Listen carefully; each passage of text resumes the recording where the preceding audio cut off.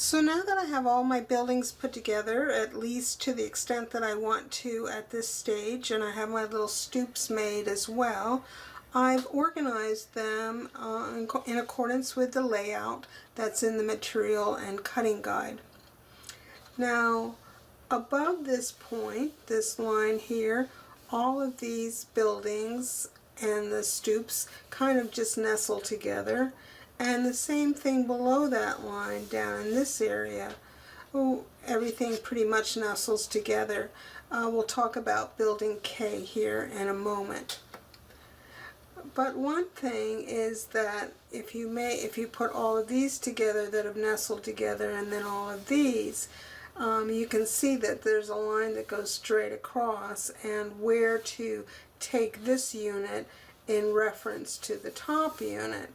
And so I've just decided to take my stoop G, this part right here, and I'll move this out a little bit, and then I think you'll be able to see.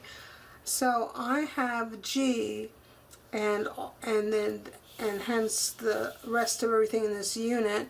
So G is protruding about 1/2 inch beyond C and N here. So this is sticking out about 1/2 inch. It's not critical. You can shift it around any way that you want, but that's just how I've chosen to do it. I think I like to have some ins and outs going on, and that will still allow me to get everything easily on a piece of chipboard that's no bigger than 12 by 12 for the base. Now, building K, there's a little bit extra play in building K here, and that's to allow, if you saw in the cutting guide, that I'm allowing for a 1/16 of an inch of whatever you're going to cover the buildings with to go on in here, because this is the only place right here where a building size depends on the sum of two other buildings. So everywhere else you look, everything can be shifted and it can be moved depending on how thick of what you put on takes up. But K, I and K, this is H and G have been sized so that we add up the width of I and K, and then I've also added to that, so that's why there's just a little bit extra space. If you can see, I think you can even see it down inside there, that there's a little bit extra space there, and that's just to allow for any covering. Now, if as I said in the beginning, if you have decided that you're going to put something that's bigger than that thickness in there, then you would have to adjust the length of both G and H. But I think I can, that what I'm planning to do most of the time won't take up that much thickness. If I'm adding extra embellishments or whatever, I will keep them above where they would interfere with the width that we've calculated here. So now, I don't have anything glued because we'll of course decorate everything before we attach it together. But once I get everything lined up, and it'd probably be better to do this on a gridded surface. I just have it on a turntable here so I can look at it. But a gridded surface will make sure that you keep everything square.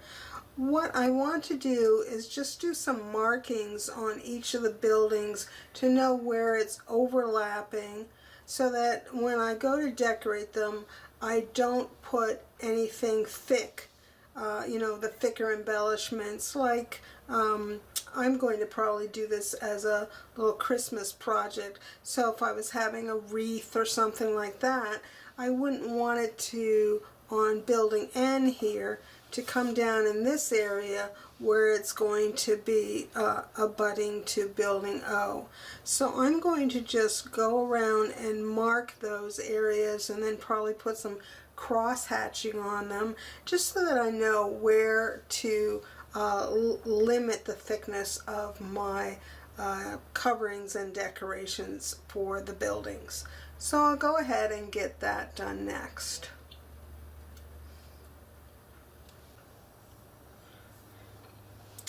So I've marked all of my buildings where they overlap, and let me just give you an example. Here's building J, which we can see here. I'll turn the layout so it matches what we're doing. Here's building J, that's stoop F right here to get you oriented. And I think you can see that J is touching F, it's touching E, I, this is L back here, and this is M over here. So what I've done on here is I've marked where the stoop is coming in, that's stoop F, and then I put 2 EE over here because that's going to attach to building E. This is all hatched because it's attaching to I, and then on this side the whole thing is attaching to both L and M. So we have one clear side and some more over here. Now this is just to give me an idea of where to put embellishments. When I put paper on these, I'm going to put paper on all 4 sides, no matter if it's being covered up or not. So I've gone through and I've done that for each one of my buildings and stoops.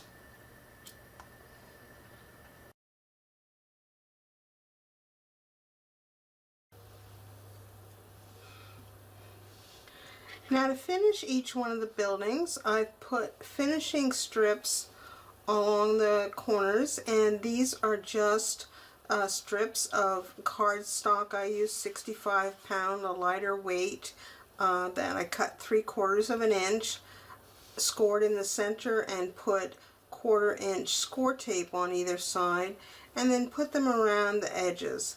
Now here, this is where one of the stoops is coming in, so I didn't think it needed to be down there.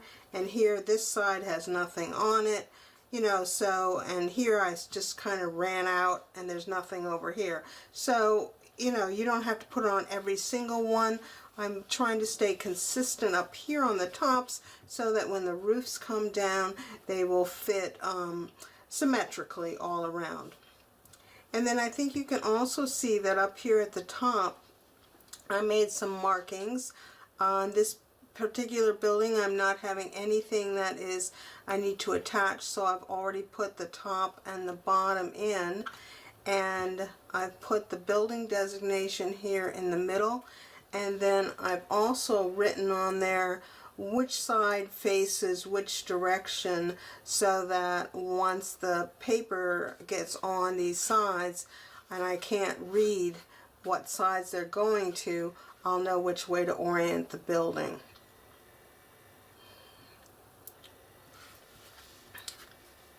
Now this is building M, and this building has 2 sides that we see the whole thing on, and one side that's kind of an upside down L shape of what we see, and then one side that has nothing. It goes up directly against another building.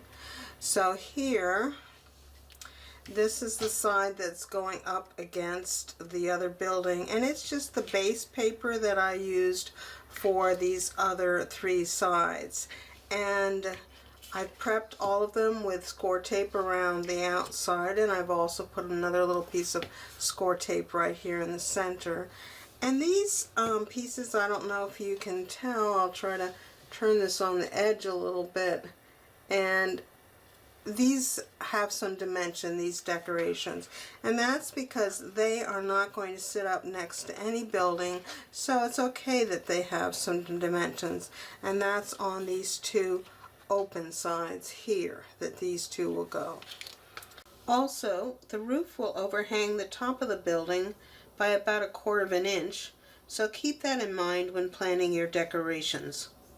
Now on this side where a building comes into this area, but we see this part up here, I kept this relatively flat. I've done some embossing on there, but I've done that on that whole piece, and that's all I'll do on this side, and then attach that down. And so I'll do that. So now I have my decorations, my paper, etc. on all four sides, and I can just put this into the layout. I'm not going to attach anything yet, and I'm not going to build the roofs until I've got all of the buildings in place. And this is another example. This is building E. Building E, a stoop comes on this side, and this side is totally open. These stars have some dimension, and I also popped the trees up here just a little bit with an extra layer of cardstock on these two sides that are open. Now on this side we see a strip that comes down about like this, so I've kept the same trees going on here, but I have them flat against this surface here, and I don't need to extend them all the way over, so I just use scraps because this side won't show at all. And then over here, I think maybe just a little bit shows at the top, or else nothing shows, and I just I did all four pieces of paper with the decorative treatment here, just because I wasn't sure which ones I would want to use for the panels here. So that's how to do the decorations on each building. So I'll just continue on and decorate the walls of all the buildings and the stoops. To finish off the stoops, you'll want to cut either a piece of cardstock or decorative paper, whatever your choice is. Cut it 1.25 inches wide, and this is cut from 12-inch paper, so they'll be sufficient to go around any of the size of the stoops. And then I've scored this at 3/8 of an inch, and then I've left a middle channel of 1/2 inch, scored it again so that I have a 3/8 of an inch channel on either side, so that I can wrap around the stoop like this. Now just start it in the back, and what you want to do is just remove the middle score tape to begin with. Then when you get to a corner, just make a nice little score there so that you can bend it neatly around the corner, and continue around, only removing the middle tape and adhering that to this edge to begin with. When you get to the back, just cut it flush. Once you've got that attached, go ahead and burnish all those sides, and then just pinch in these corners so that you'll have a nice crease to reference to on all four corners. Now we're going to miter these corners in, so just come along and put the point of your scissors right to the point where the tab meets the side, and cut that at a 45-degree angle, and do that from both sides. And do that for all of your corners. Once you have all of your corners trimmed, go ahead and remove the score tape backing and fold and burnish the tabs towards both the top and the bottom. And then finally cut a piece of decorative paper that's the same size as the stoop and put that in place. I prepped mine with some score tape and give that a good burnish. And if you want to put something, if you've used cardstock here, you could of course add some more decorative paper as you see fit. And then if you want to have any little decorations on the stoop, once you get the building all put together, you can go ahead and do that as well.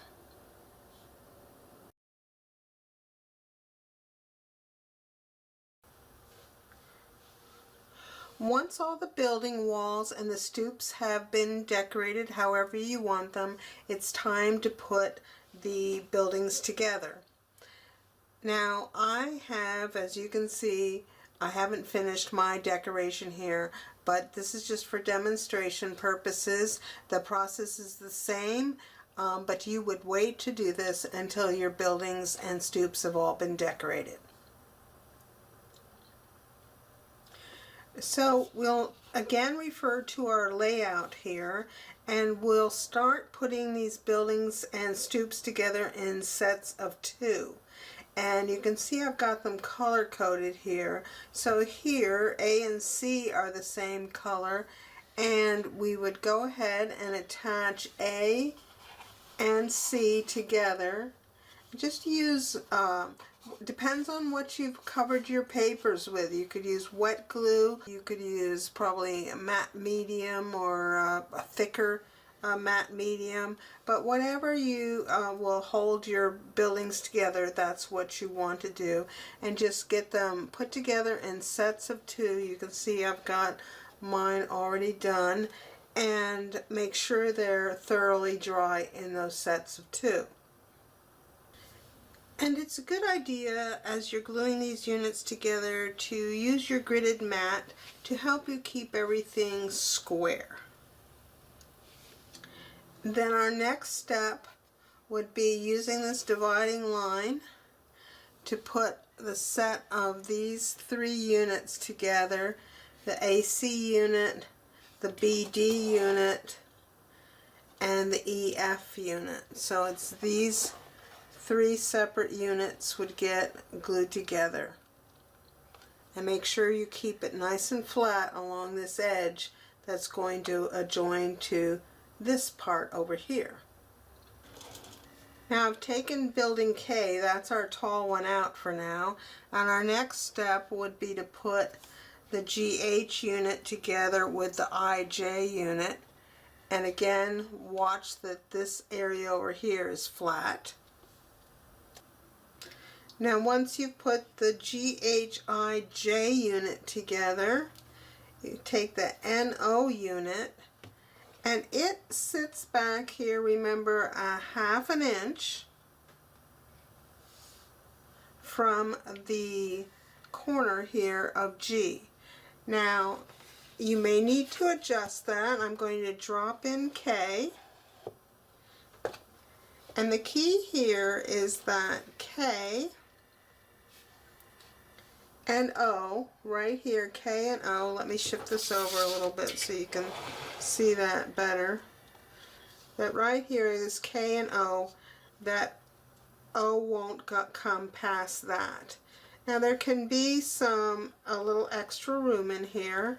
It's alright if there is. And then once you've got the N and O unit put in, then we can take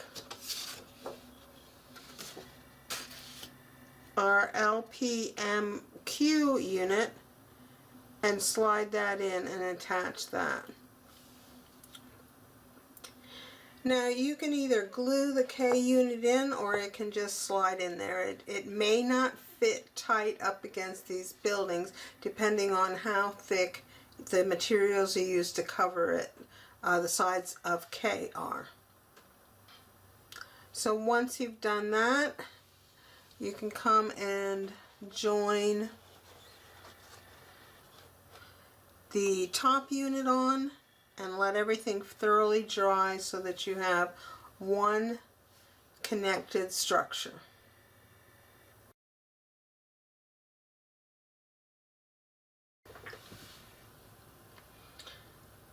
For the base of the project, the cutting guide calls for 2 pieces of 12 by 12 medium weight chipboard. Now, if you want to just have your base be a 12-inch square, you can go ahead and glue up the 2 pieces of chipboard together so that you get a double thickness, and then finish off the edges and the top.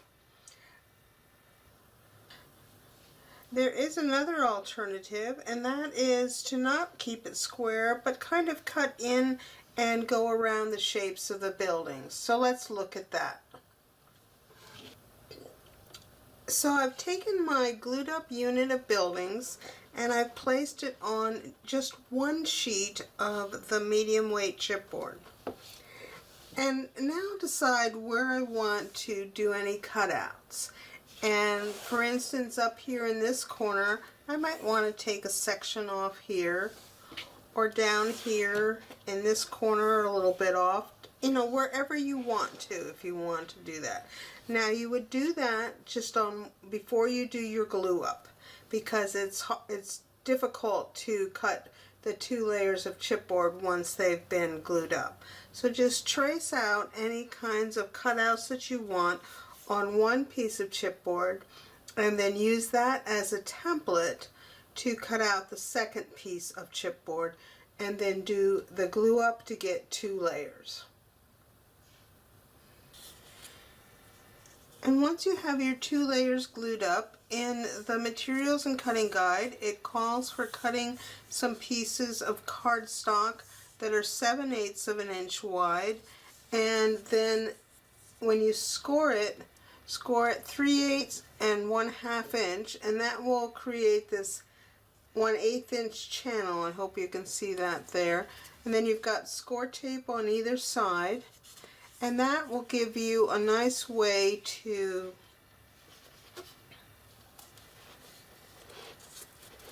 finish off the edge of that chipboard before you put paper on the top.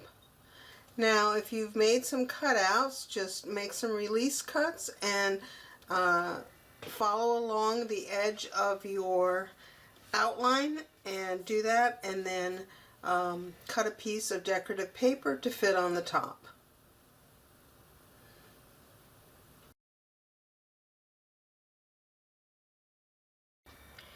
In this section we will make the chipboard roofs. Now on our cutting guide on page 2 at the bottom, it lists pieces of lightweight chipboard that we need for both the roof pieces and also to make the templates for the decorative paper. As we make the roof pieces, we'll refer to this chart that's at the top of the 3rd page of the materials and cutting guide, and it lists the length and width of each of the buildings, and also under roof height that specifies the width of the chipboard strip that you will use to cut the roof pieces. That information was also on the cutting guide, but it's just handy to have it all in one place. I've also color-coded the roof heights so that you can see at a glance which buildings come out of the same size of chipboard strip. There are 2 shapes for roof parts: triangles and trapezoids.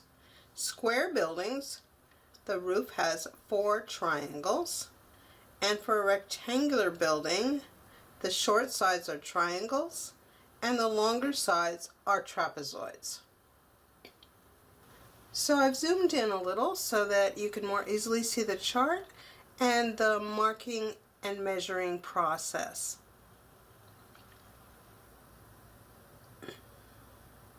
First we'll look at the triangles. Now the process is the same for all triangles regardless of the size of the building. First we look to get the base length of our triangle by finding the length of a side on a chart, and then we always add 1/2 inch.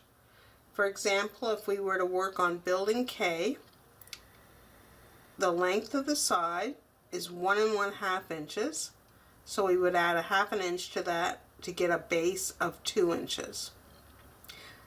Let's see how to mark that triangle on the chipboard, and here on the chart we can see that we'll use the 1 1/2 inch wide piece of chipboard.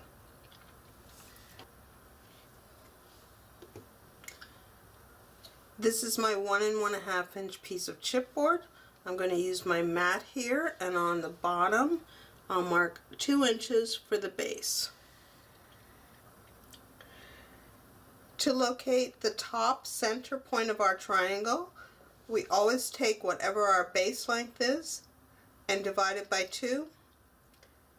So here we have a 2 inch base, we'll divide that by 2, and so our top center is at 1 inch. I'll go ahead and make a tick mark at 1 inch. And then just connect these dots carefully with your ruler.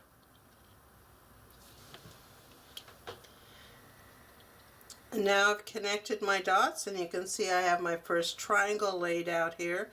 I'm going to just mark a little X on the base side because sometimes it's easy to get the base confused with a side when the measurements are similar.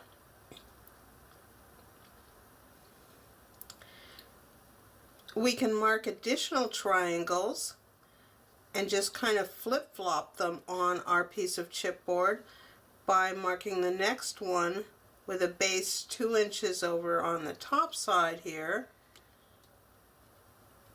and then connecting that dot down here to this point.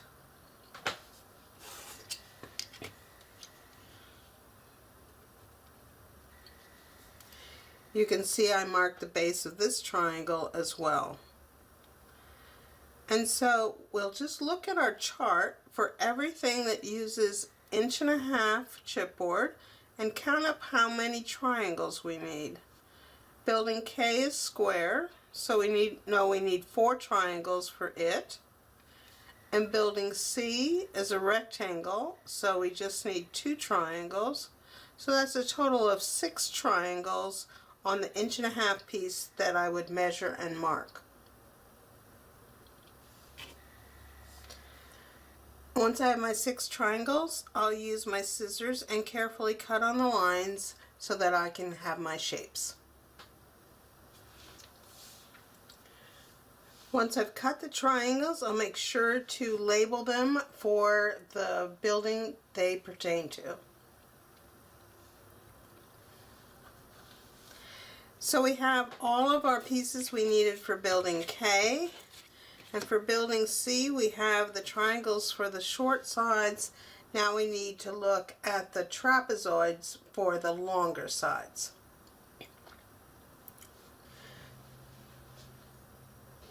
To cut the trapezoid for the long side on a rectangular building, first find it on our chart. This is building C, and get the longer length, which is 2.5 inches in this case.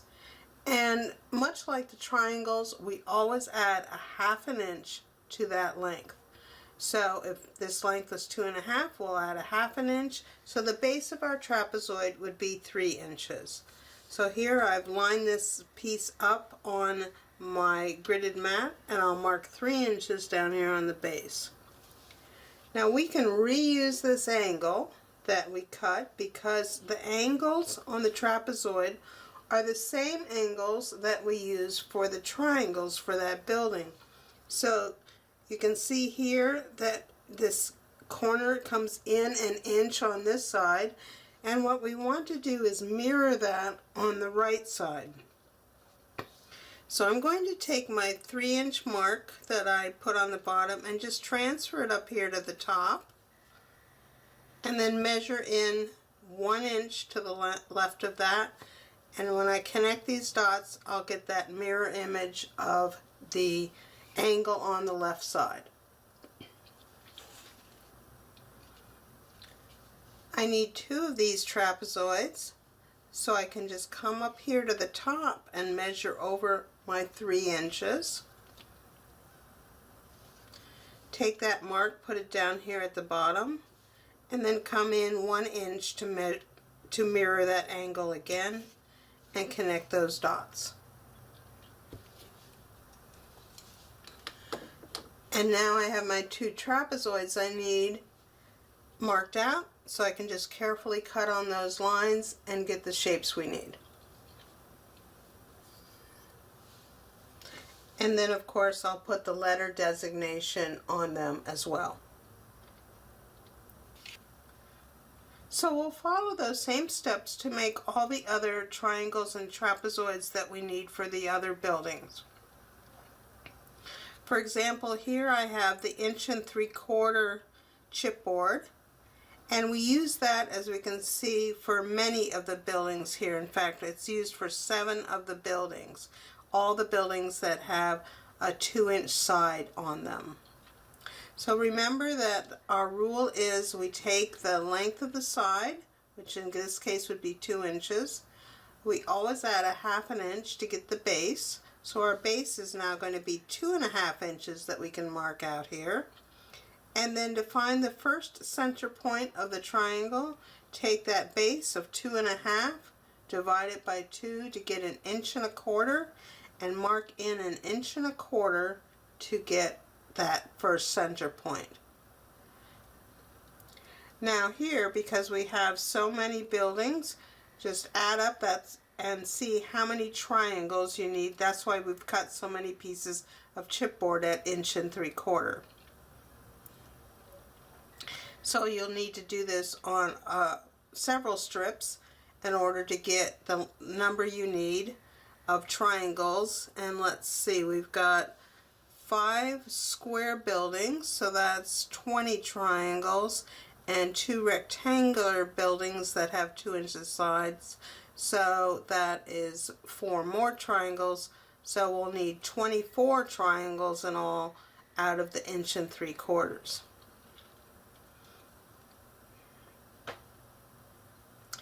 And then to do the trapezoids, it's the same process again.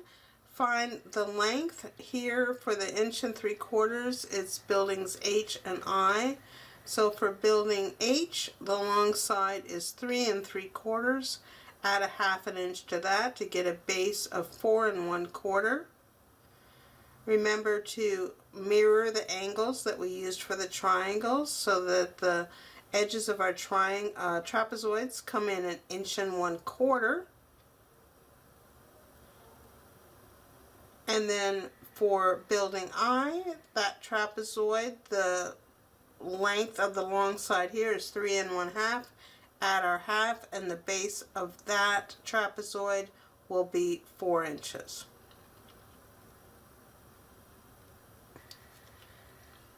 And then our last set of roof parts is for buildings E, L, and O. They're all square buildings. The length of a side is 2.5, so we'll cut triangles with a base of 3 inches. Find that top center part by dividing 3 by 2, so that top center is 1.5 inches in. And because we have 3 buildings, 3 times 4 is 12, we'll cut 12 triangles and mark them for buildings E, L, and O.